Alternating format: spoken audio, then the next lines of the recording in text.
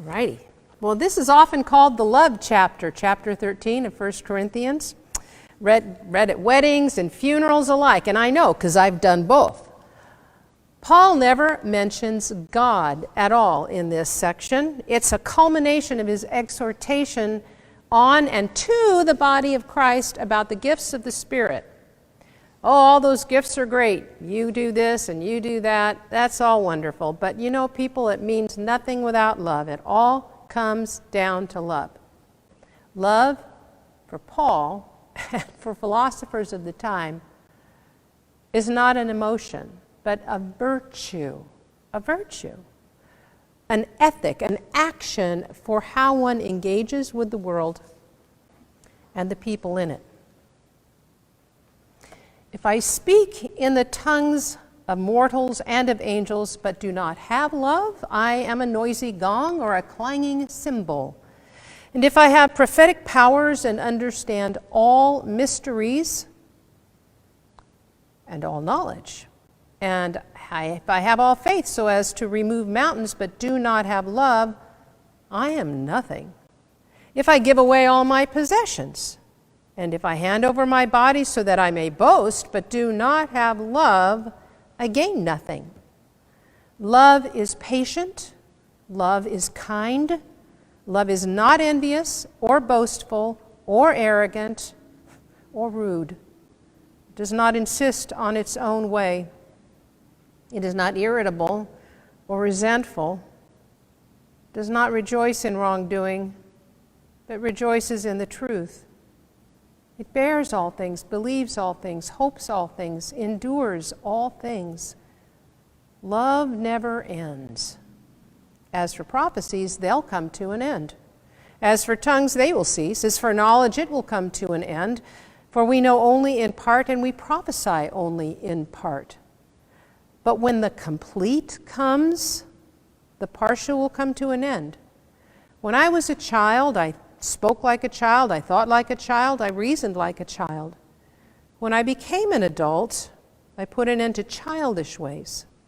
For now we see in a mirror dimly, but then we will see face to face. Now I know only in part. Then I will know fully, even as I have been fully known. And now faith, hope, and love abide, these three. And the greatest of these is love. What is love like? Yes, indeed, it is Valentine's Day, in which we've managed to commercialize a 3rd century Roman saint who is the patron saint of epilepsy. But that's another story. Poetry, stories, plays, operas extol the virtues and the vices of mostly romantic love. Robert Burns wrote, "Oh, my loves," he's a Scottish poet, by the way. Robert Burns wrote, "Oh, my love's like a red, red rose that's newly sprung in June. Oh, my love's like a melody that's sweetly played in tune. A rose you can see, a melody you can hear. The love is like something I see, something I can hear." Well, if you're blind and or deaf, those metaphors, they don't pan out too well. You know, we engage the world around us, if we're fortunate, with 5 senses. Many people recently have learned what life would be like without 2 of them: smell and taste. After getting COVID-19, some of them are still waiting for those senses to return. Frankly, I think that would be my undoing. Love smells like clean air. When I was a child, I breathed God only knows how much NOx emission.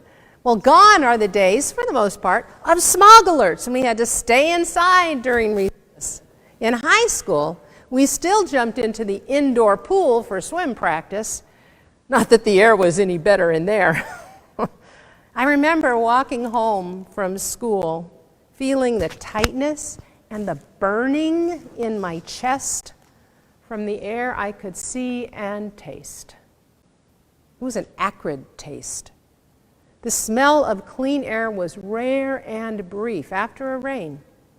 I was fortunate to be taken regularly to the mountains where the air smelled of pine and it tasted different. It took a lot of pushing to clean up our air. Businesses said, oh, that's just too inconvenient. Car companies lacked imagination and said, oh, it can't be done. But I believe love won, and clearing the air for the health of people, and turns out the planet, turned into a priority.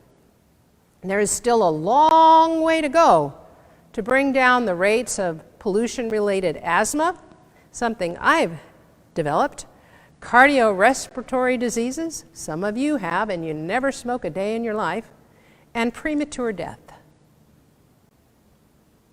It's a long way to go, but there's been a stake put in the ground that says we're not going back.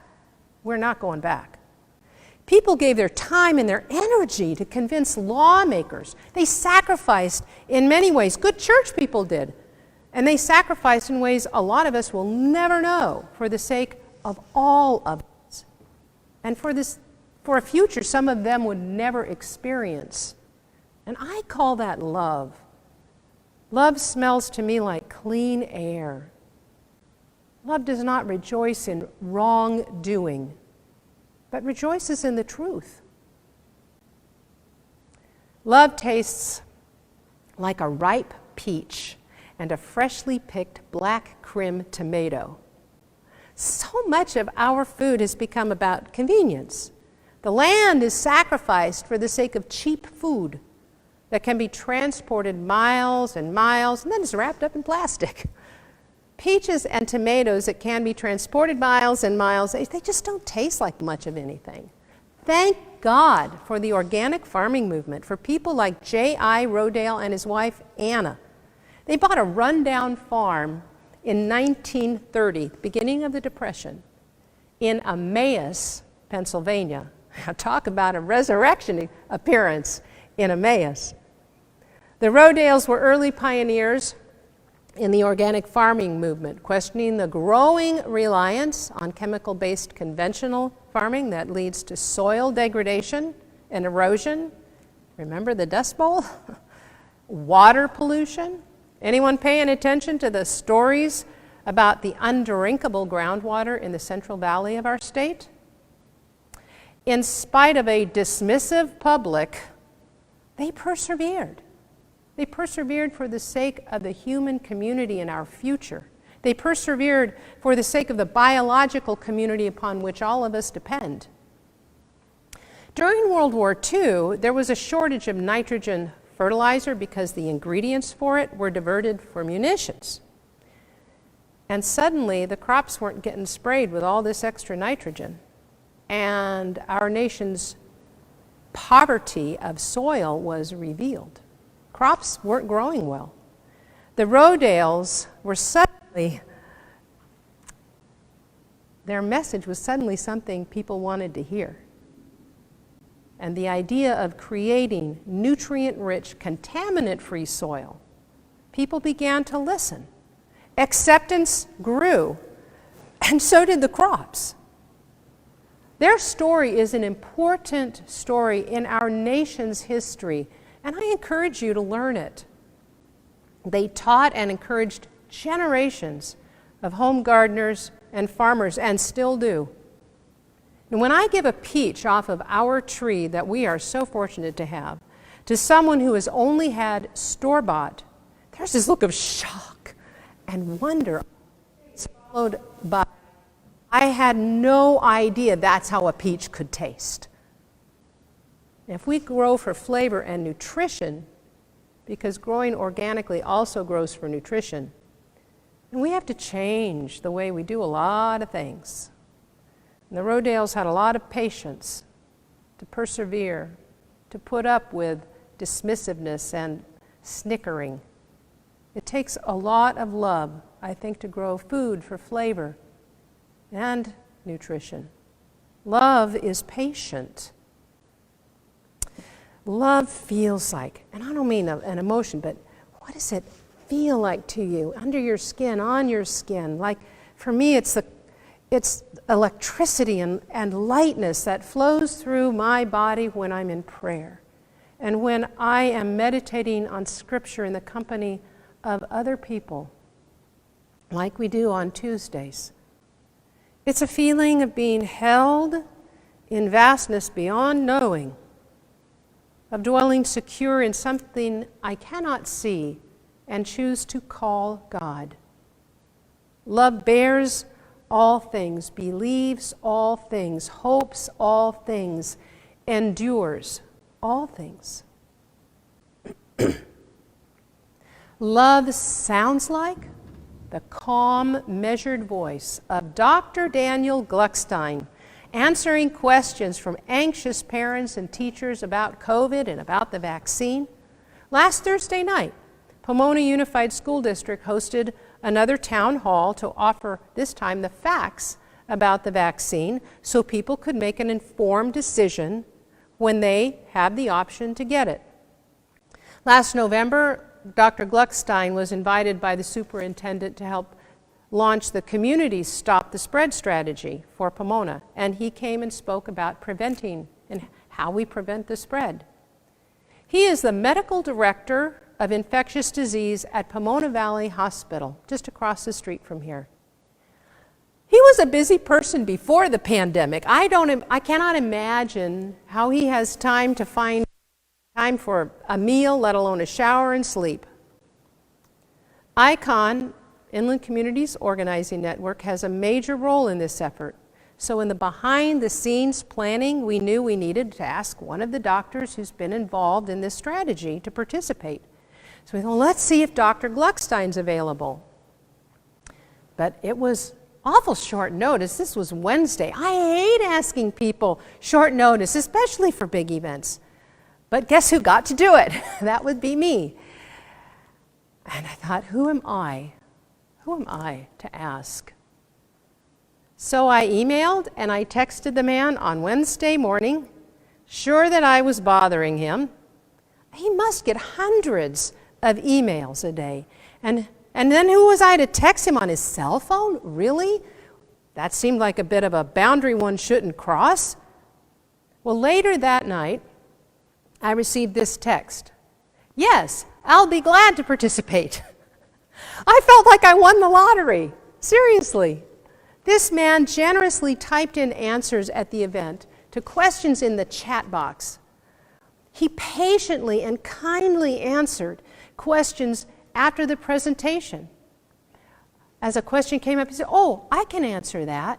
He wasn't asked to do that. He could have left after his little presentation, but he got on at the beginning, stayed through to the end.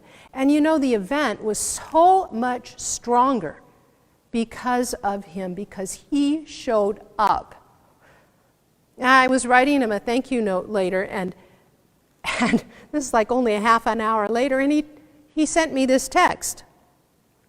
"Thanks for allowing me to contribute to the evening session.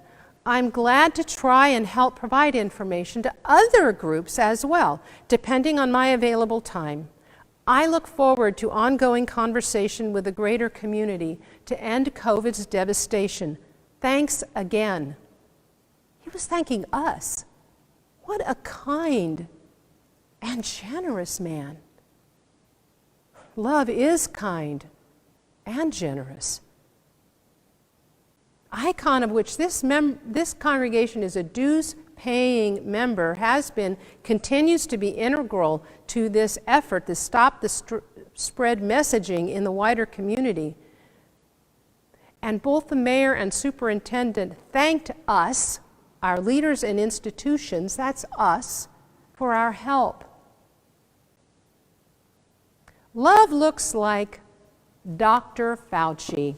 You know, I think we've all seen Dr. Fauci on TV, so we can imagine him in our mind's eye. So think of Dr. Fauci gathering in a conference room back in the 80s at National Institute for Health with a bunch of very angry AIDS activists. They'd been planning a protest for that day. And at the NIH campus, and Dr. Fauci had already been in some conversations and little tussles, invited them up to the conference room to listen to them, to listen to their complaint and their lament. And they were angry. And he listened to their anger.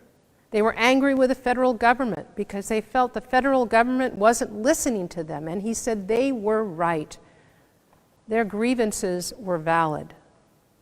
In a recent interview on Fresh Air, Dr. Fauci said this: "When you listened to what they were saying, which I did, and if these men, these young men, are going to this extent to get our attention, they must be suffering terribly. Let me put myself in their shoes. And I came to the understanding that if I was in their shoes, I'd be doing exactly what they were doing." He said these activists were justified in their concerns. The government, not intentionally, but was actually not giving them a seat at the table about matters that ultimately affected their lives. So he invited them to sit down and talk about how they could work together on that day in that conference room at NIH. We didn't settle everything, he said, in one meeting. It took months and months of getting to know each other, getting to trust each other, and then I started inviting them in, integrating them into the process we were doing. And that's how things really turned around. You know, eventually, they managed to get reforms so that drug trials could continue while the people with AIDS could actually get access to some of those drugs. And that effort led to medical reforms that are benefiting us today during COVID. Love does not insist on its own way. Love does not rejoice in wrongdoing, but rejoices in the truth. Love is patient, bears all things, believes all things, hopes all things, endures all things. Love is kind and generous. Love does not insist on its own way. What does love smell, taste, feel, sound, look like to you? What are the stories you know that reveal love in our world? If God is love, and is the bearer of God's love in the world and testimony to its indefatigable and undefeatable life, and I believe He is, then every time we participate in love, we participate in God. Every time we participate in love, we proclaim the risen Christ.